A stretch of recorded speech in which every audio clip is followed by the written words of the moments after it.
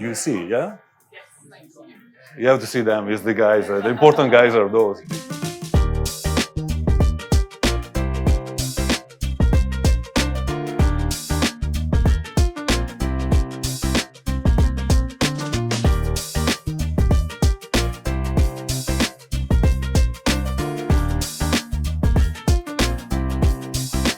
Welcome everyone.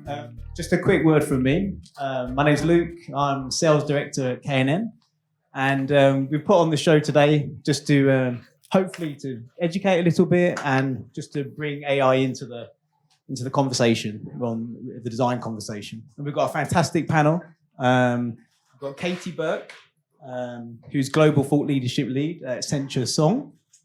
Paolo Ribeiro, Head of Innovation at UHA, and Richard Benson, who's Creative Director and Founder of Ape Design. And our moderator is Daniel Garver. Thank you very much. Thanks. Let's see. Can you hear me? Is it on? Perfect.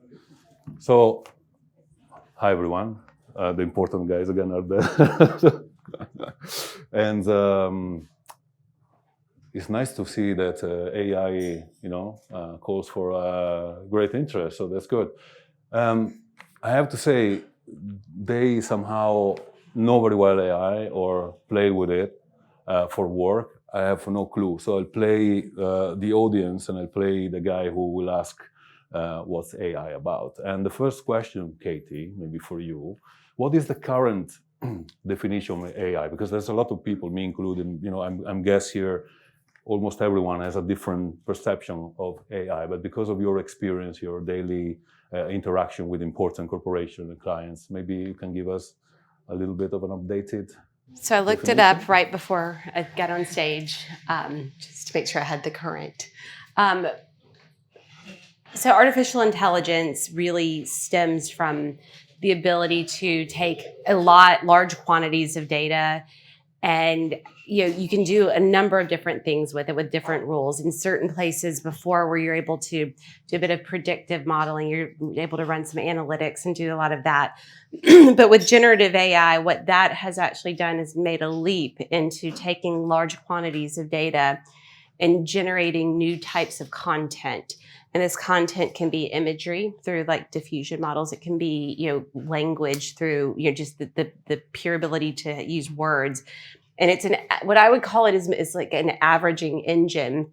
So based on a prompt, which is really just, what you put in as the question, or the command of it, it will try to create what it thinks is the answer that you're looking for based on an averaging of the content it has. So with words, it's always looking for the next likely word that should work in this based on the prompt. Or the images is, if I'm looking for, an image of, a rainy day in London, it will do, the next best pixel to create that image for you. And it's advancing at rapid pace.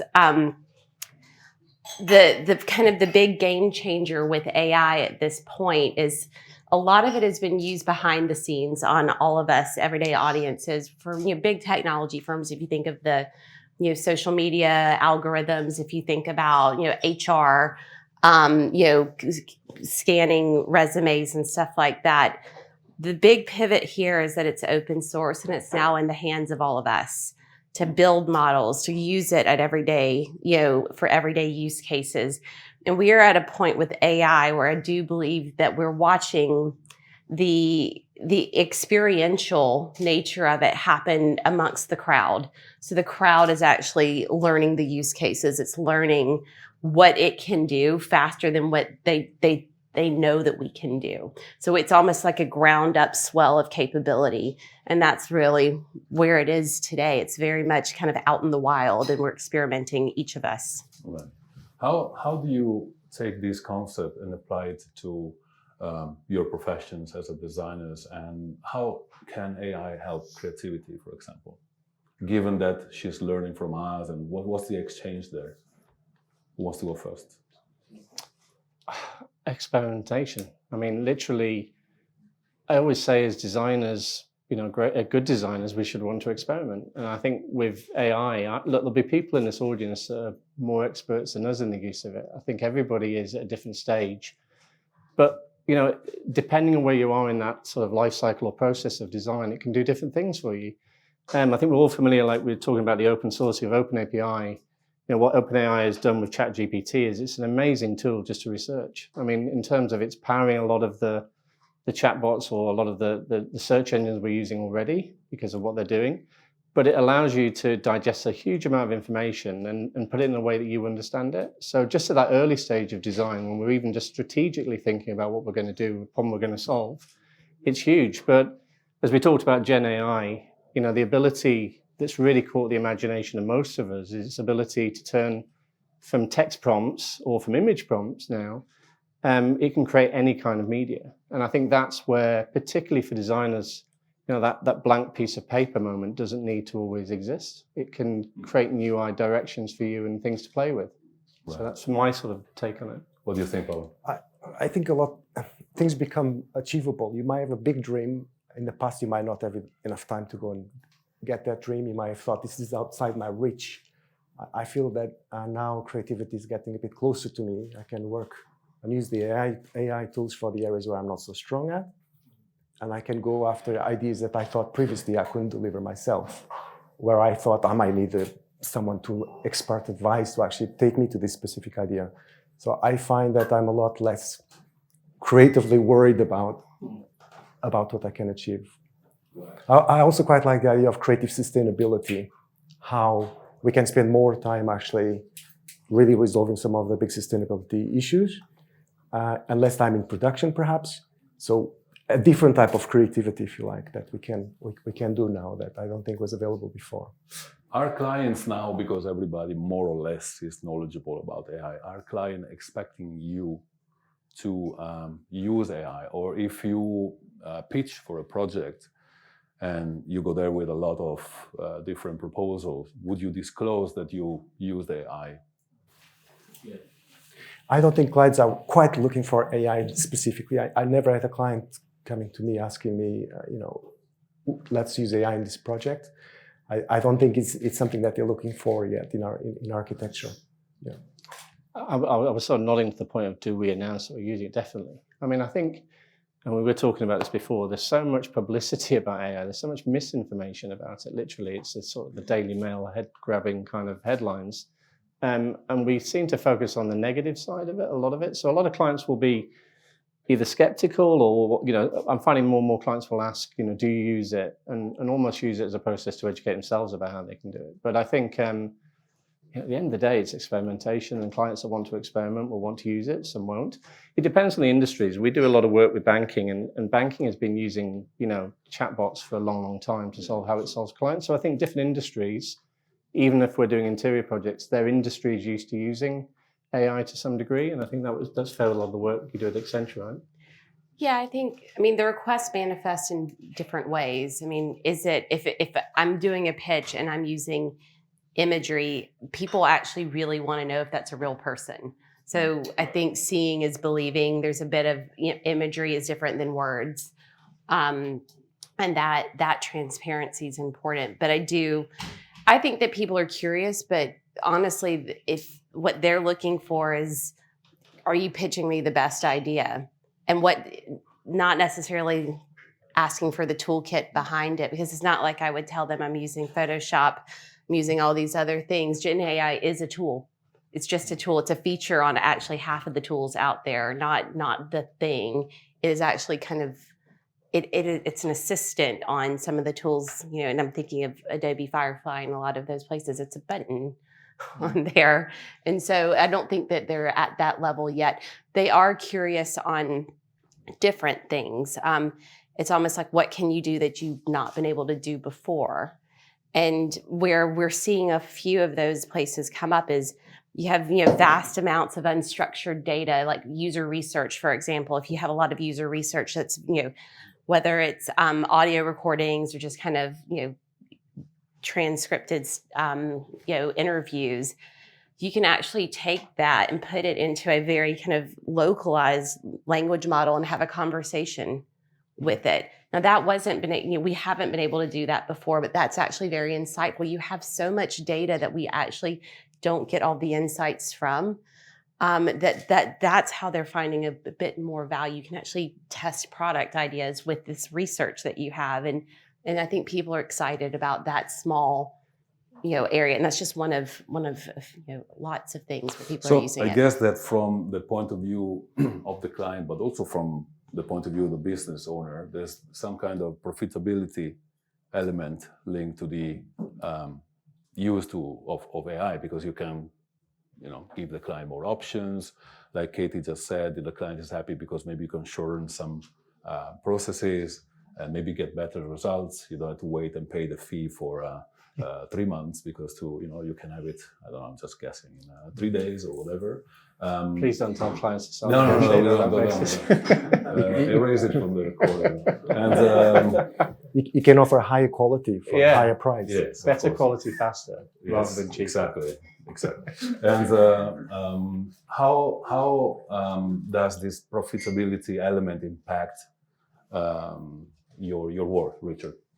Look, at the end of the day, I think we'll talk a lot about this, about being a tool. We've had tools throughout our career that have sped us up. They've made it faster. They've made it the ability to do things and take you down directions that perhaps you wouldn't. I think I'm old enough to have started in the business where we were still, before CAD drawing, and we were doing everything by pen and ink.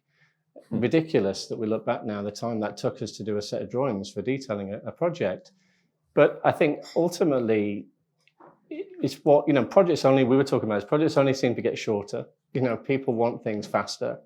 And I always say it's just the ability to have tools that will maintain the quality, right, if they're used the right way. If we become over-dependent, and I think you can see that in various other sort of connected industries, on using any tool, faster doesn't always mean better. Mm-hmm. So I think, the ability to have, tools that, if we look at 3D modeling, for example, and what it's done, it's just, everything we touch now is faster, from creating the assets to rendering the assets, to interrogating them. I think that's what clients have kind of realized, that, those projects can get shorter and they can maintain the quality. But I think that's our goal, to try and make sure that we use the right tool at the right point. Right. That, sorry, what about you, Paolo? Well, I think in the production aspect of things, there is a way that could be automated, and that means that perhaps we can spend more time in the upfront part of the project. Now, if you look at what's happening in design, there's a lot of complexity arriving. You've got the circular economy, you've got ESG goals, you've got the Internet of Things, a number of new technologies, fabrication, new tools, a lot of complexities arriving. So I think we need to spend more time in the upfront bit, making sure our project is sustainable, it's set up for success, and maybe less time in production. So there's again this kind of new level of creativity and iteration and looking for solutions in the bit upfront. So I like the idea that we could spend less time with the pens making straight lines and more time actually resolving the big issues upfront, and really tackle those head on. And I think the profitability might change slightly from that production bit to the thinking bit up front. This perhaps leaves more time for the human element of your work. Maybe you can relax more you're always relaxed, but you can focus more on creativity, or maybe prompt the right thing to this AI tool. And can you get back some kind of free time, or some extra time to create, or because of the help of these tools? Or Yeah, at the end of the day, we're designing. Or is it actually something that goes together? You are more creative thanks to the AI tool. I always say it's not an insular process that we go through, right? We do it with other human beings, and now we have bots that can help us in that process. It's a teamwork. It's a teamwork, but at the end, it sounds really cliche. But at the end of the day, we're designing for humans. This is another way to. I go back to sort of the early stages. I think the ability to really analyze who our user is, what they need, build personas, to understand their journeys, all the service design aspect that we can bring into our work, is understanding better the problem that we're trying to solve, rather than just creating interesting mood boards, right? Which is fascinating, and it can take us down new avenues that perhaps we wouldn't have gone down. But I think a tool amongst a group of us, and I think a lot of this, where we've been through, you know, mentioned the pandemic word, but, you know, we all became very insular. We were using a lot more technology to interact with one another. So it's no surprise that when these kind of tools come out, we were quick to turn to them. We could ability, you know, to use them. But I think amongst a group of people, you know, I think it's not about one person using that tool to design a solution. I think it's, you know, it's about how do you feed that into your process as a team. Yeah, like you said earlier, it's about experimentation. In fact, Katie, I was going to add on that, because I mean, a lot of these tools are still very immature. Yeah, so exactly. In certain cases, the abandon rate is pretty high. Like, I don't know how many times if you've used it and checked it, like, because it just wasn't good enough. And it feels like in certain cases, trying to force it into the workflow adds more work than takes it away. So I just want to kind of caution at the moment that it's still very new. It's promising a lot of things. I think we're all trying to find where it works and where it doesn't. But probably in the interim, if you're really trying to force it in, it will add more work versus take it away. Right. And I think that we're probably in the next few years of that phase of, you know, and I'm a writer, but would I use ChatGPT to actually write my copy? No, because it feels like I'm constantly having to redo it. And honestly, that's actually not what it's good for. Right. It's good for maybe sparring, but not writing. And because it's an average, it's not my style. It's too much work to me to go and correct it when it wasn't right to begin with, when I could have just written it myself. And I think that just that caution that it's promising to save a lot of time, but we're in a phase where it's probably adding more at the moment if you're trying to force the technology into your workflows where it might not be ready.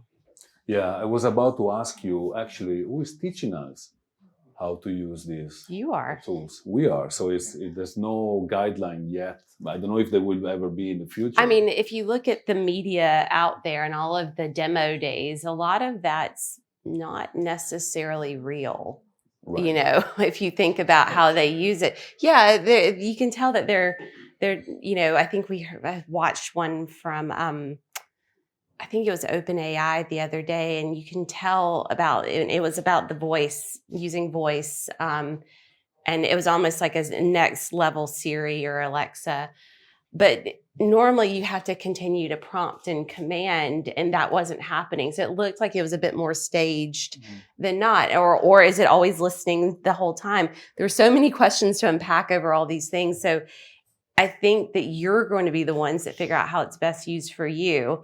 Check the technology later, but you know your workflows better than your employer for the most part, better than the technology firms. They're just actually unleashing a technology capability, but they don't have the use cases. That's all of us defining them right now. Right. Since we are discussing it a little bit, can we touch on some negatives that you can, well, there are a lot, I know, but like not to scare anyone, but just to maybe, you know, have the audience conscious about some dangers of AI. Yeah, I mean, I was told to be good on this one. So, I mean, there's a lot of concerns. You know, what we're learning with AI is that there's a lot of promises of value, but I actually think people are living some of the consequences of it right now with deep fakes. And there's a proliferation of scams, you know, where they're using real voices. I think we've even just seen in the media about a very aggressive phishing attack that's actually went across all enterprises, even my own, where they targeted an employee who had the CEO contact them, and they got the CEO on a Zoom call, and I tried to get them to wire money for an acquisition of some sort. And it didn't work with ours, but I just saw a headline yesterday that some engineering firm here lost 20 million. But that's on an enterprise level. On an individual level, you know, obviously the deep fake pornography is probably accelerated at an exponential rate. And that's women and children at the moment. And that's now easy and accessible for anyone to do. And I think that this is dangerous as a society to say, we just, you know, unleashing technology and just say, hey, that's progress. I don't think that we should stand for that. So it's real, and it's probably impacting everyday people. Right. And I just think that for all the promises, there's consequences that people are going to be feeling, because there's going to be people they know. And that's kind of the state of it at the moment. And regulation and litigation and actually holding accountable a lot of this is probably where we're going to see a lot of focus in the next year. But it's dangerous too, because it's easy to use. So we have to be more careful. I mean, we can embrace it, but at the same time, we have to be very careful. You do. And trust with caution, or maybe not trust, or that it has to prove your trust. I mean, I think that we're all individuals and we're adults, and in certain cases we have responsibility for our kids. And what do? You actually have to be a bit more defensive, because it's really good in certain places that can fool people, especially the elderly, who's always been vulnerable to scams, and they're actually even more vulnerable right now. And I think it's 1 in 4 people that are targeted monthly. And last year, scams alone was $1 trillion worth of losses. So this is not small, because you can say deep fake technology, but deep fake technology is generative AI.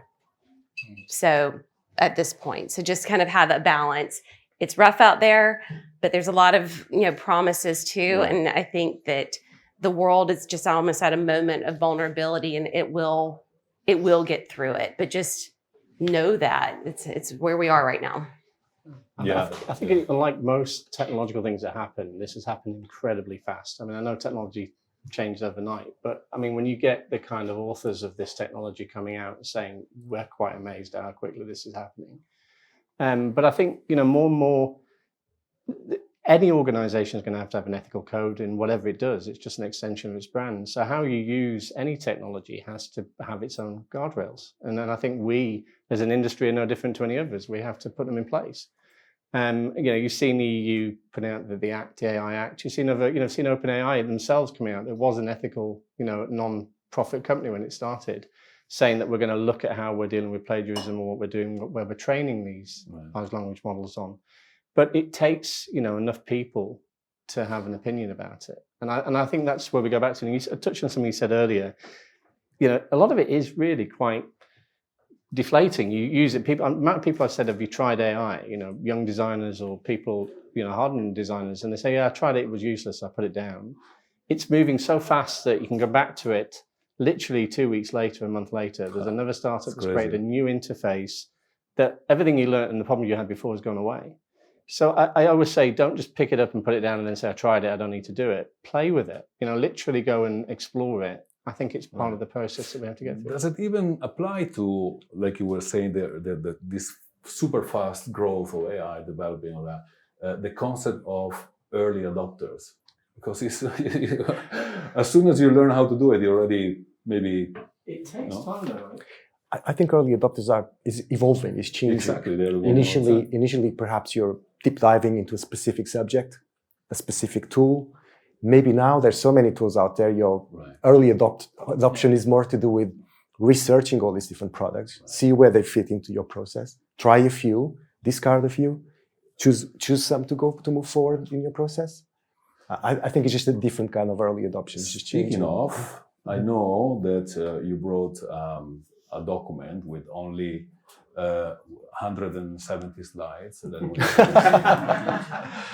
It's only one. But it's interesting to see, because you basically wrote a guideline for your studio, right? What to use. And so at UHA, in the last year, I've started playing with AI about a year ago. So I'm kind of learning, like most of you, probably from scratch. Some of you might be using AI for a long time. And I became interested in understanding where these different tools could fit. And a lot of people talk about AI as just being image-to-image softwares. But actually, there's many other AI tools out there that don't have copyright issues, that are really useful in our profession, in interior design. And in our case, one thing I really wanted to also do was to identify against the rebus stages of design where these tools could fit and what they're good for. I think mapping out the AI tools into your process like this can be really useful. And I think you could do it not just for your firm, but you could actually do one for yourself, a version of it that shows how your own process as a designer is kind of changing. So in our case, we have at the heart of everything, we've got Rhino and Grasshopper, like probably many other firms. We have, at a later stage, we use BIM and Revit when when the client asks for delivery to be made in Revit. We do very good visualization in-house with the team in Budapest using Chaos Corona. We also have carbon tools that coming on board that we're now applying to our project from scratch. So it's not just about where the AI fits, but actually all these other tools for sustainability and where do they fit into this process map. And then I've got a number of tools in green. I'm not going to go through all of them. You can photograph this and just check them yourselves. These are the ones that I think are the best right now in our profession from my research. But of course, you're going to have your own views. And this is going to be different from firm to firm.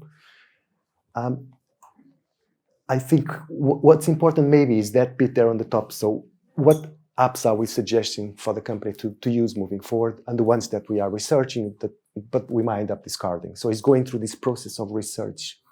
You have to identify your champions within your studios that are going to drive this forward and go through the process of mapping out your own situation. I found that this worked well for me. It might not work for you guys, but for me, I kind of found, oh no, I can actually see what we're doing, where we're going to take it, and the tools that matter to us. So maybe it's something that you can play with. And I guess as well, Paul, a lot of it is just about experimentation, like skunk working it. Because quite often a lot of these tools are not made to do what we get them to do. Right. If you look at something like Figma, which we used a lot in sort of user interface design, which is creating wireframes, it's actually an amazing presentation tool, in terms of mapping out journeys and doing a lot of other stuff. So if you look at, and I use all of them, I think there's a lot of tools that people discounted as, well, that's just clip art, I don't need to play with it. But if you look at Canva and what it's doing in terms of organizations across the organization, the ability to create presentations from templates that exist that have been generated, a lot of this is just buttons. You don't know it's doing it in the background. It's creating new directions. You don't have to follow them. As a designer, you should be able to put your own stamp on it and say, that's crap, I don't want to use it. But the ability is there. And I think reusing some of these tools, it's all this ChatGPT that's underneath it, it's AI that's underneath it. You can get it to do some really quite amazing stuff. But playing with it, again, we keep coming back to this experimentation. Yeah. Ideation, a lot of it sits in ideation. But I think there could be some interesting stuff in the metaverse going forward. Yeah. I really like the idea of AI and advanced fabrication. The idea that you can generate an image quickly using AI, but you can also build it quickly using AI. That excites me, because that means you can iterate through solutions much faster. You can bring products to market much quicker. This idea of going from idea to finished product that is tested and can be produced quickly, I think that's quite exciting. Yeah. It's interesting that you had to put together this scheme to keep control, no? Because maybe as we speak, maybe next week there's a new. It grows every week. Some things will come out, some will arrive. Okay. And I think we have to keep an eye on what's happening, because like you said, there's so many tools coming out all the time. And a lot of them, particularly in 3D, are in the sort of that kind of beta stage. The early adopters, as you said, the developers. But some of the stuff about generating, I think we've all seen the kind of the early adoption of generating images, but generating 3D assets has become incredibly quick. We all have LiDAR scanners in our phone. We're able to use photogrammetry to actually capture stuff.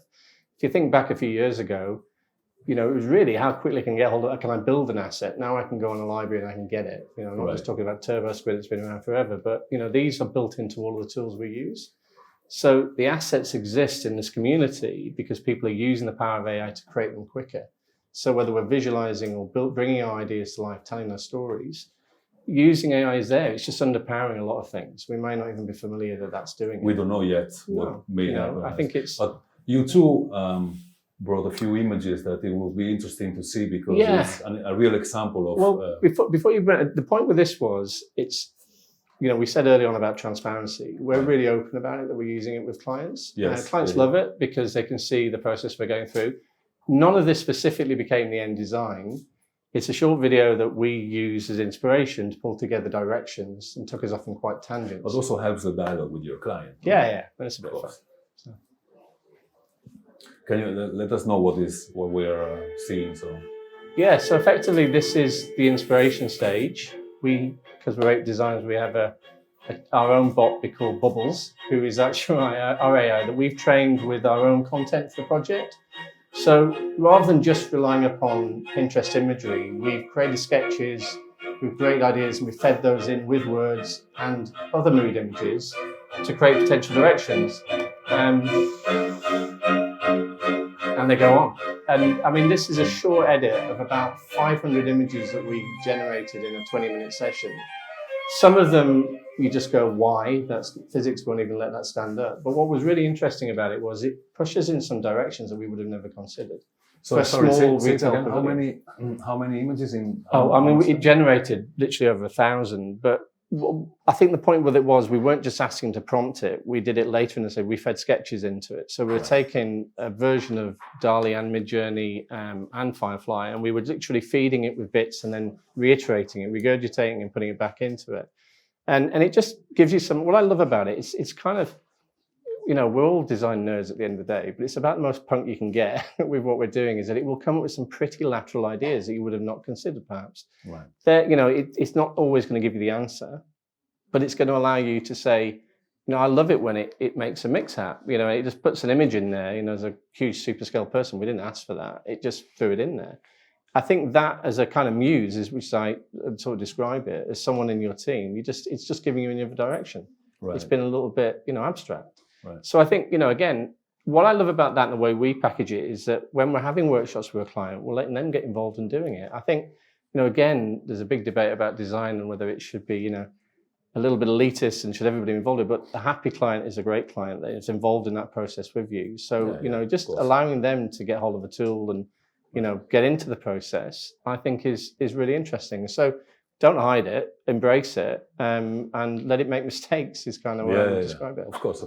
Katie, is it the same for you? Okay, we saw designs here in the case of Richard, I mean, images and stuff, but when you are in your dialogue with the client, like for a strategic, I don't know, discussion or a way to go, do you use the same support from AI or no? It's all your own brain and... No, I mean, I think in general, if you have any kind of presentation to the client, you'll use, you know, assets that are perfectly tailored for them. And a lot of times generative AI is actually a lot easier for imagery when you can throwing it into a PowerPoint deck or something like that. We use it, but it's invisible. I mean, part of it, you know, I do sit there and think sometimes that we talk about generative AI and how, you know, it's the thing, but sometimes, and where I think it will live is kind of just in the invisibility of helping us get our mission done. And that's how we, you know, we look at it. Now, there's a lot of things, and you know, again, I'm in a consultancy, so you think about how many PowerPoint decks we churn out. And the thing that I actually care least about is words on a slide. And that's perfect for a use case for me because it's helping me with the things I don't necessarily care a ton about. And that's actually a really good use case for a lot of people to help synthesize something that's like this into, you know, 100 words or less. Perfect, right? Like it helps with those tasks, but it's just the output is likely just an invisible, you know, assistant that's there. So we use it. I mean, I think we're still in the phase where everyone's, you know, very curious about what it means, and they're trying to figure out the scale of it. And we've seen some really good scalable impacts as well, especially with some of our federal clients. I think that there's, you know, Department of Work and Pensions actually posted this, but we helped them with this, is you have a lot of written correspondence coming in from people.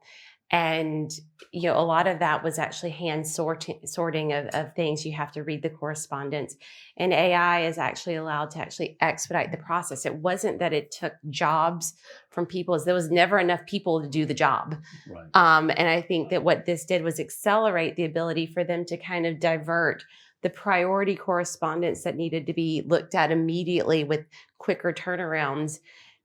I think what it helped them do was to give a level of service that wasn't there before. And so it's not a bot.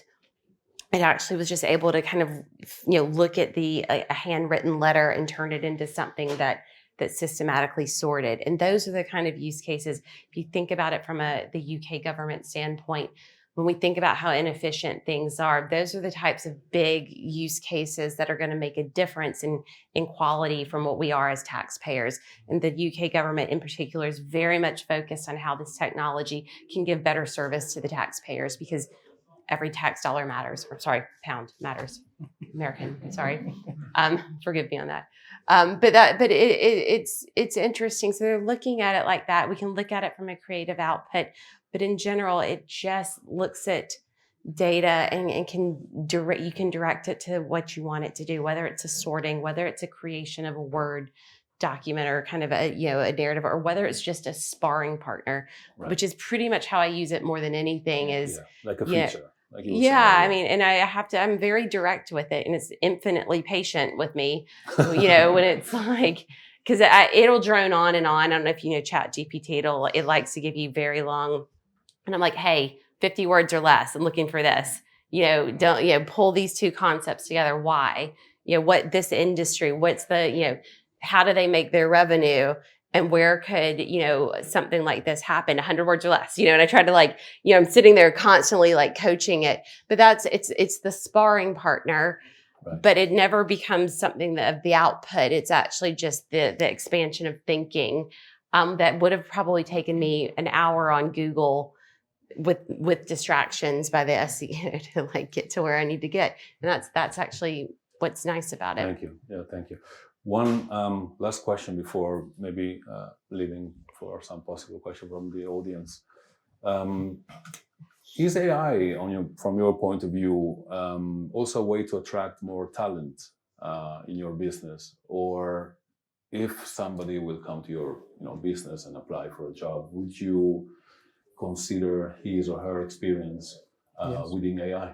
I think so. The talented people want to be in places where they can learn more. So if you're using AI, it's going to give them a competitive advantage. They want to stay smart, stay talented, right? They don't want to fall behind. So if the new thing is AI, I think we all have to jump on that wagon. Especially in your case, that you wrote the whole I'll make it easier. I'm always fascinated by how many young designers I speak to that haven't played with it, actually. I haven't. Yeah, and I'm sort of intrigued because obviously, I'm an old fart. I've come out of education a long time ago. But so why are you not using it? And quite often it's this idea that it's plagiarism. It's not original. I have to go the hard way. I have to learn, I have to put the yards in to actually learn my craft. And don't get me wrong, I think there's a time and place for doing things the long way as well, to learn the craft and to understand the appreciation for it. But there's also sometimes where you just want to cut out the middleman and go to the chase, right? Why not? But I do find it, I think you're right, it's curiosity. We keep using that word, but I think any design that isn't just intrigued what it can do for me and wants to experiment and play may not be intrigued to come to a company to use it or doesn't. I don't know really whether I would say, it's interesting, I've talked to a few people that lecture at universities and it's definitely part of the syllabus, people are getting taught about it and how it can do, but it is changing so fast that you literally need to be putting in the hours to keep up and see what's happening. So I definitely think any company that's, that is kind of cutting edge and will attract talent because of that. But whether I'd put it out as an advert to say, come work for us because we use AI, I don't necessarily think that's the reason someone would be intrigued to come and work for us, more the output of the project.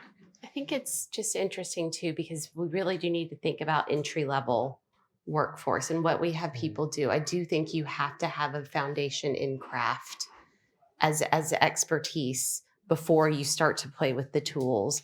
But I do have slight hesitations that we would lean on AI for those entry-level tasks before people could actually learn how to get into the workforce. And so there has to be room for both. But I would lean on making sure that people actually learn the fundamentals, because an artist who knows more about the exposure and light and shadows and the history of architecture and how it's evolved and why in the meeting is a much more powerful designer that can use AI than just someone who's not. And so I think that the craft is a foundation.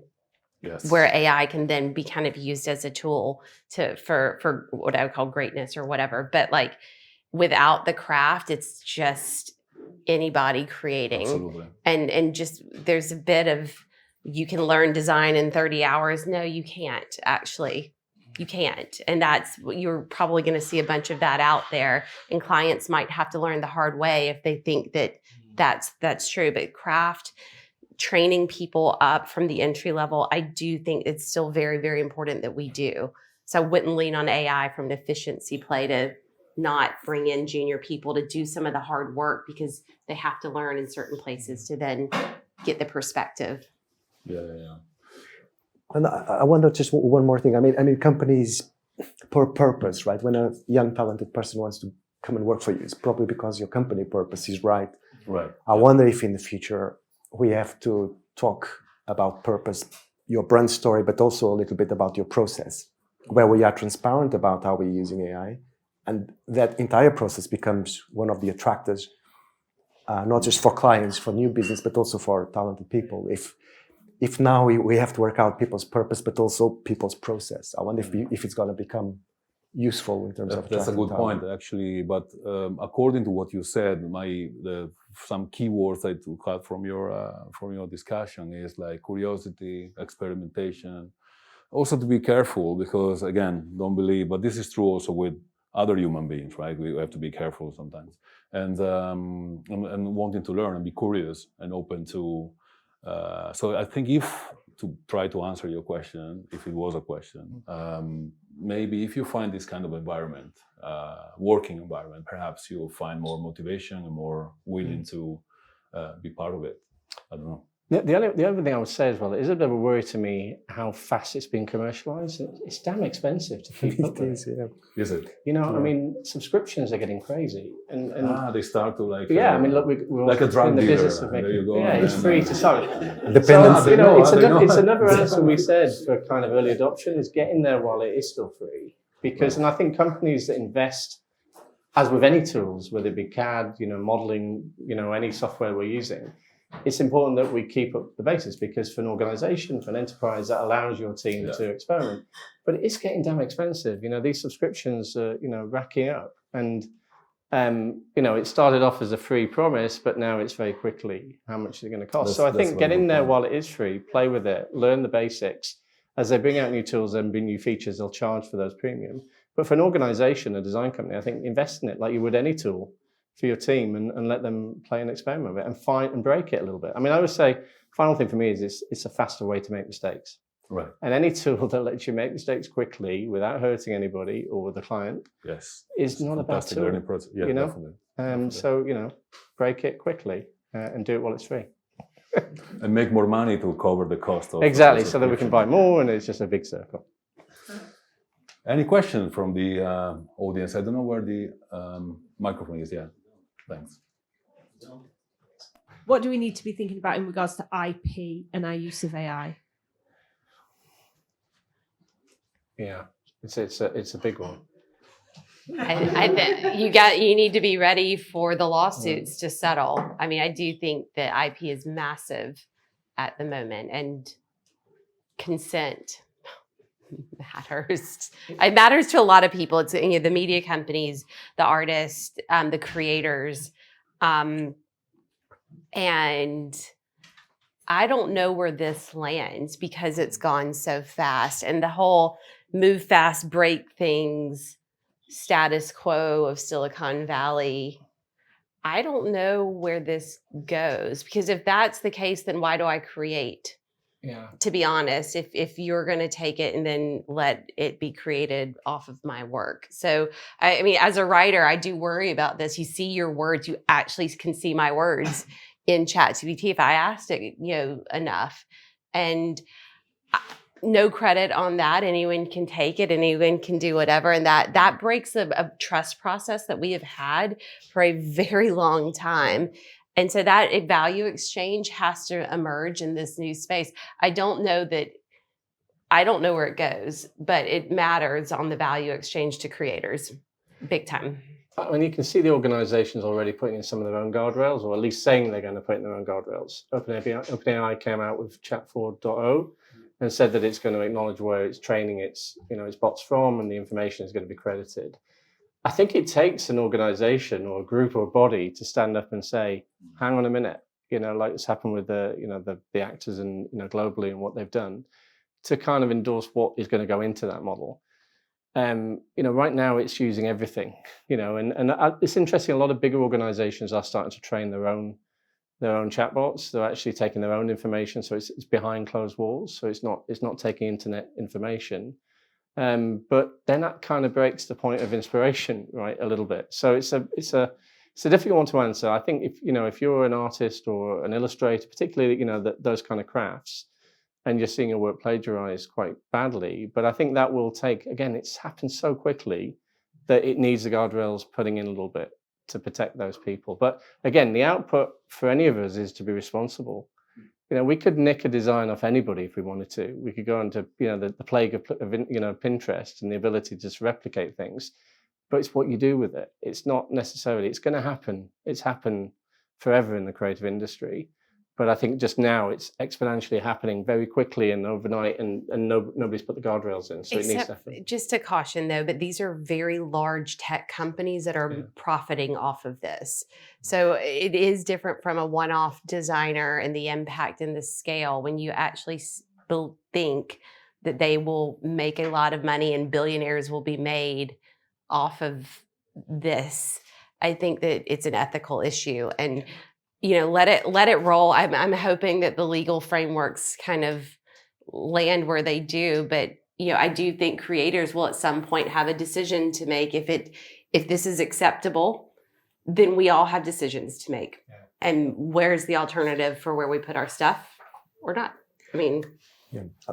From a different perspective, I've tried a few tools, and from my little experience, I've noticed that not every tool has a copyright issue. A lot of the tools that are out there are not to do with images, and they are perfectly fine to use for your needs. When people put AI in this box of there's a copyright issue straight away, actually there isn't for every tool. There is for some tools, and I think it's important for us to distinguish that. Just be aware that it's not all a kind of a problem. Everything gets tarred with the same. Yes, I think people have a misperception there. That's So speaking of sort of the plagiarism, what can you do as a company to kind of integrate AI? Because obviously AI is kind of still very new as a concept, and like Katie was mentioning before, how in the sort of entry degree, like people kind of use it for low task. But even then, sometimes when AI is quoting itself, like ChatGPT, they will make their own evidence. They'll say, I got it from here, and you go and find out it doesn't even exist. So what would each of you do in your own workplace to kind of integrate AI? Like, to what extent do you think you should use it, and what's the sort of a way you would think it would be used to kind of balance it and make it, as a, like you said, more of a tool rather than something that takes over and completely changes the entire company? I use the analogy crap in, crap out. Like, train it with your own content. Like, if we're working with a client and it has huge databases of information, I mean, just the PDF reading, summarizing feature of ChatGPT, I know what I'm putting into it. I can go back and check what it's given me from it, but it's a long process to do it. That's sped up the whole research process a lot quicker. And check your facts. I mean, it always takes 3 questions for ChatGPT before it says, oh, I made that up, but it does all the time. But it starts you to research something. Again, if you think it's just going to kind of give you all the answers and that's it, it's not necessarily the point. It gives you a direction, a place to go and research and check your facts. And it can do huge. But if you train that on that information, you feed it what you want it to check, it's a lot more accurate. So I think definitely at that process, say at the end of the day, look, getting back to the user point, like if you want to analyze, if you're developing a solution to a problem, analyze the problem. Right, take all the information you can, use it as another extension of that Google research, whatever, however you're researching a project. I think there's things like that. I think, if we talk specifically about our industry, going out there auditing spaces, now you can send anybody out with a phone and then create a 3D model by literally LiDAR scanning it. That's sending me all over the world without having to travel there. Now, it allows me to understand the site better, understand the information I'm dealing with. I think things like that, again, I always say, I think it's great, the chart you've done is like, where's the pain point? And what could we do? What could we use to solve it? We all have pain points in our day to day. Where could we make it better? You'll find it, and you'll find a tool that'll do it. It may not be finished, but it's coming soon. I really like the pain point bit. Work on the elements that you're not so strong at, or your company is not so strong at, and really try and use AI to make that work for you. Or if you have a project that is running into the red and you're losing money, about to lose money on it, maybe try and use AI to bring it back on track. I think it's important to bring AI into that supportive role, that when things are not going great, maybe you can turn it up a little bit. Think of it like a switch you can turn up and down, and maybe it's not always maximum. Sometimes you bring it down, sometimes you bring it up, depending on the project, the situation, if it's on target. I like the idea of this AI on top a little bit. You can bring it down for some clients. At least you have the sensation you're in control. Yes. And some clients in the future might come to you and ask you, we want to use AI in our process. Yeah. And you want to be ready for that. You don't want to be, oh, sorry, I don't know anything about it. It's more likely that they say, we're using this tool that uses AI. Can you use it? Because it's integrated to our process. So Firefly, Adobe, all of that, it's all built into a lot of large organizations. If you're using it, it's faster for them to communicate and collaborate with you, then fine, that's a starting point. Do we know that tool? Or we build it into our process? Can it help us? It might help us win that client, potentially to be able to work faster together. Yeah, and there is this thing about being digital or analog. Some clients might want it to be more old school, and some clients might want it to be more modern. I think good design practices of the future might need to be able to switch between those two when required. Yeah. It's something that we might need to prepare ourselves to do. Yeah, and I think it's a really good point there. I mean, maybe the point of differentiation is that you don't 3D model everything. Oh my God, we don't render everything super realistic. We actually go back to doing that in an old school way, because actually it's a bit refreshing. Look for the point of differentiation. Don't follow the herd as well. It's like, what is it that's going to make a difference for your business? And that relationship, ultimately, it comes down to, is that tool going to help, or is it going to put you in a negative position? I think also a lot of people connect with the why you did it. So if you're just saying, well, AI gave it to me, that's not good enough. I think that what makes things human is this is why I thought of it this way. And yes, I mashed it up with this, but this was my inspiration. And so making sure the human element of you as a designer comes through. And this is just a tool. I'm going to go back. It's just a tool. Your inspiration, your story, you're connecting to the design, to the user, the situational thing. That is not anything AI is going to do for you. And that won't sell. AI won't sell, you will sell. And that's kind of yeah. I think you had the question as well. Yes. I was actually going to ask a question about one of the products that you showed before, which was Midjourney. And I guess I've used it myself, and I found it, particularly version 7, to be easily the best image generator that I've ever used. It's absolutely fantastic, copyright issues aside for 1 second. How much do you think designers can actually take inspiration from the way in which Midjourney as a product works, i.e. there's no user interface? It's just simply a Discord channel where you go and ask for an image and you collaborate with others, and then they train their model on the images that are most popular. And are you thinking about sort of similar, user interfaces or experiences in your own work? I think that is fascinating, because I was thinking about that a lot. Like early adopters have used the Discord feature, right, which you're in a community setting and you're talking to it, right, and you're using short abbreviation terms. If you look at the new Midjourney, it's actually building it into the interface now, so it's almost like it's again, it's like it's on an app. And I'm kind of torn myself. I had to really think how to work in the Discord way, although I use Discord for other things. I think it put a lot of people off. I don't want to look like I'm coding, to actually talk to it. But at the same time, the community aspect is really important, because you are sharing it and you're seeing other things that it's doing. And it's just fascinating. So again, I don't know. I think I'm erring on the side that it's a barrier to a lot of people to use it. Therefore, make the interface easier and make it more about what I'm thinking, the prompt, because the art of prompting and the ability, I've learned more from my friends that are photographers, because they know to talk to it about lenses and about effects, because they're using it in their skill, rather than actually how to get it in there. Do you know what I mean? So I don't know, I would say I think, I like the rebellious feel of the community in Discord and what it's done, but at the same time, I think it's a barrier to a lot of people using it, and I think it will just get eradicated over time. But then it's, what do we do? What do we put back in to create that community feel of a collective of creators around the world using this tool? And that's down to who's producing it. And I think big lessons for us about how we collaborate more with other agencies in that way of using the tool. That makes sense. I mean, we use Midjourney with a stealth mode. That means that we are working within our own environment. It's not being shared with anyone, because obviously we're working with projects that are live, so it's confidential. One thing I've been playing with recently, who's been interesting, is to actually use our own work, previous work, to feed Midjourney and to actually do some experimental stuff using our own work. And actually there's no copyright issues there, right? It's totally fine. And then you can actually get some really interesting outputs from that are quite experimental, take you into a different place that you're not expecting. So I found that working that stealth mode, maybe it's something that it's useful going forward. Yeah, and getting beyond prompts, I find using imagery better, feeding imagery back into it. And that was exactly the example I showed. Yeah, exactly. The example I showed you was all our stuff. So again, no copyright issue. We fed in a couple of mood images and a few words, but effectively most of it was our sketches that we put in. That's why it looked that way.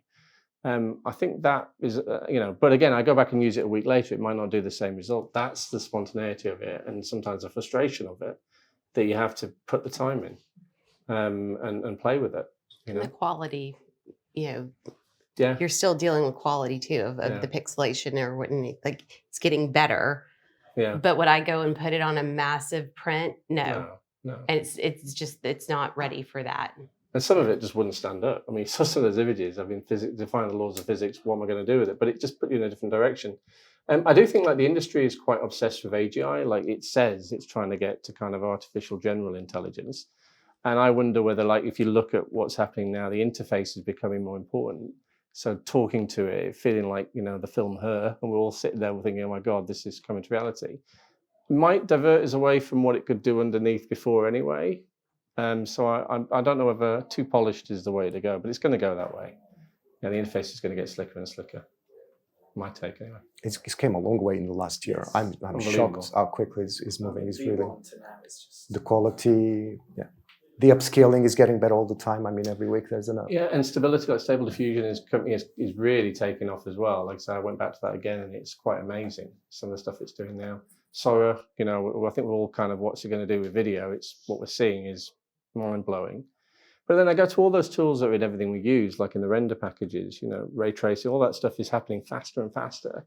Real-time rendering is here. We're just using it from the game industry, and it's now completely upended how we create presentations.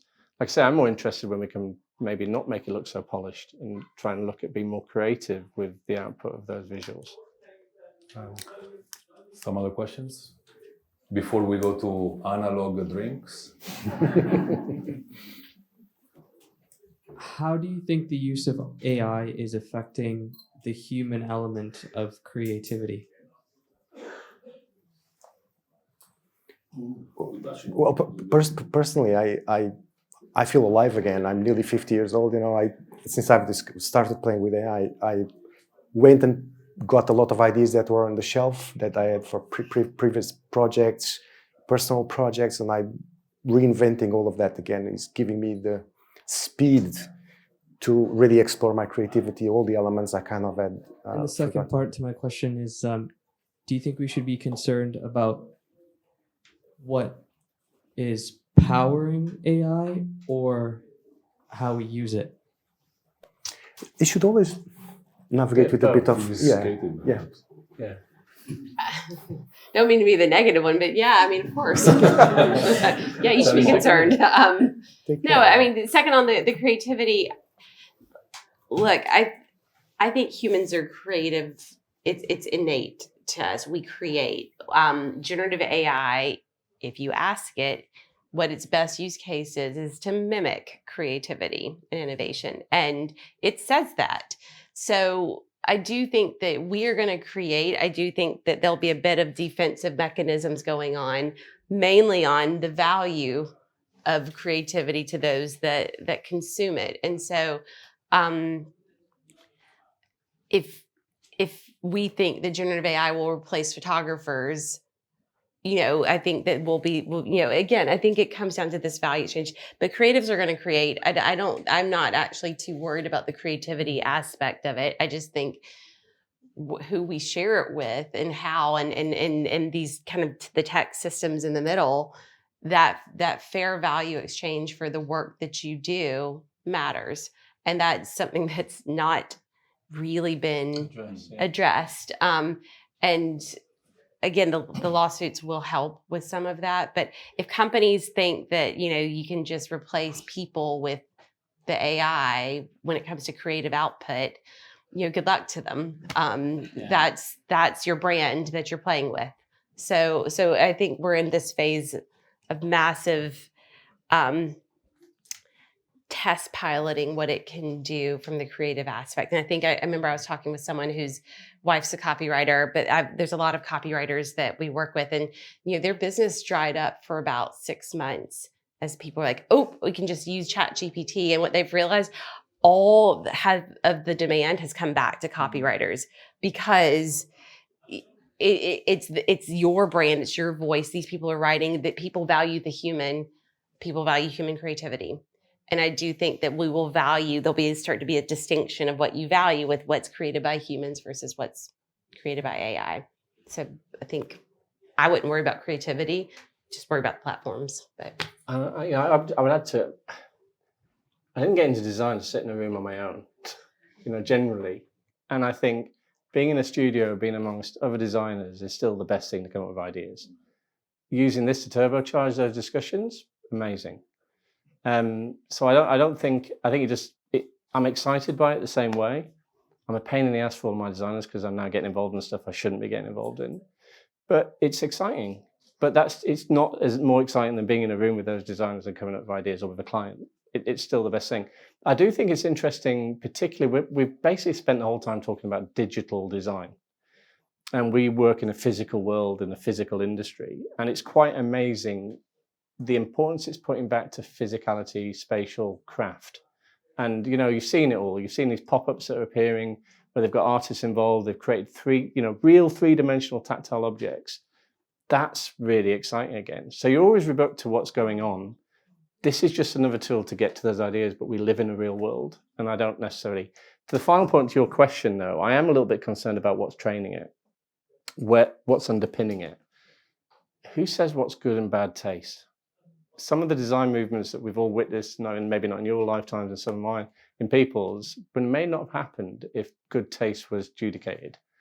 And I think, if we get to the point where what we feed it is controlled, i.e. it's dated to be good design or good inspiration, then I worry about, making those cock-ups and those mistakes and those bad taste decisions that actually spur new movements. So it's a long way down the line and it's thinking ahead, but I do think about that stuff. And I think, who controls it and what goes into it is really, really important. And then critical thinking on the other side of it is, no, I don't believe this. And David Bowie would never have looked at AI and created his next album. It's just, you need those leaps of faith and leaps of creativity. And creativity sometimes rejects the average. And that's the human side. Data will tell you what's always worked. Data will tell you what's the most likely next pixel, the best song, but that doesn't make a leap. Yeah, emotion. Yeah. Maybe the last one of that, so then we can go for You're staying here for a while, no? Yeah. Cool. So maybe just for information, we're staying here for a while, we hang around. So if you have maybe another question, you're happy to answer with a drink in your hand. Thank you very much for today's discussion. It was actually really inspiring. And I'm just curious if you have ever met a situation when someone from client's side is using AI working with you.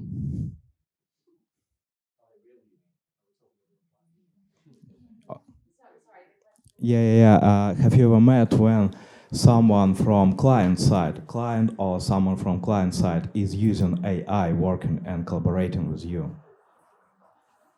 I've not had that. No. But there is some project managers that are using AI tools to look at the value of the property in the city within its context. And as you can just evaluate if that specific site is valuable or not for certain developments. So project managers, they're not your direct client, but they are part of the client team. I think they are they are trying a few things as well. Yeah. We've had particularly like marketing teams, like we had a lot of departments that are using tools that use AI, and they've actually, as I said, I use a case of, not to plug one product, so let's say the big hero of it, but Canva. They were using Canva across their organization for quick marketing, and they asked if we were using Canva because it meant we could share tools within teams. So that's a tool within, so not necessarily using AI at its root level, but using it within a tool that they like, and it's fast for their organization. But yeah, I think more of that. I mean, I know BIM's not really, but as more organizations are using BIM information and that's been drawn into it, then yes, clients are using it. But I think more inquisitive than have actually built it into their process. They're asking us, they're almost testing with us what they could do and then scale it. But yeah, I think more and more, because it's built into the tools that they're using. So they're using it and they want to know if we're using it. I think one of the questions that we've kind of pondered, and we do a lot of thinking about this, is what happens if AI starts tasking you in your job? Because I do think that like a synops style task in, task prioritize, a lot of that has been there before, but what if you're getting tasked by AI?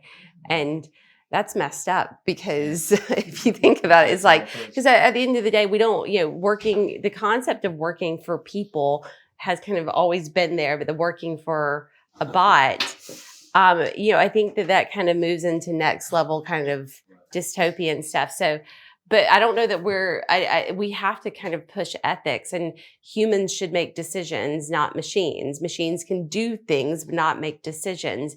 And there's a profound shift in engineering with AI, is because if you think about how deterministic code has been up until this point, right? You can actually look at the code and say, I did this, here's the comment in the code, it's meant to do this, I'm accountable because I'm the developer on this. If you just have the AI creating code, accountability really goes away, because it's probabilistic is the new model. And it's like accountability, responsibility is up in question. So in the jump to say, oh, it can code everything for me, there's accountability that has to come with that. And who is accountable if the AI is creating it? And so I think we're looking at the world of work in a way that it's not just new tool to do things. It actually means, well, if I didn't create this, am I accountable for the issues that it causes, for the vulnerabilities it exposes?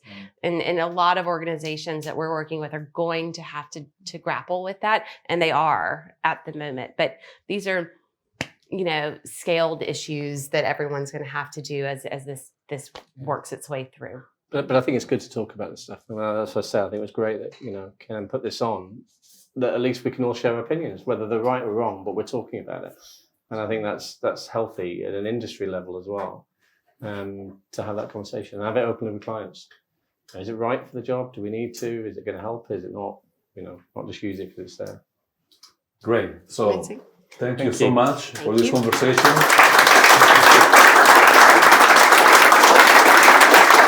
Thank you, König, for hosting me. Thank you for the panel. Fantastic.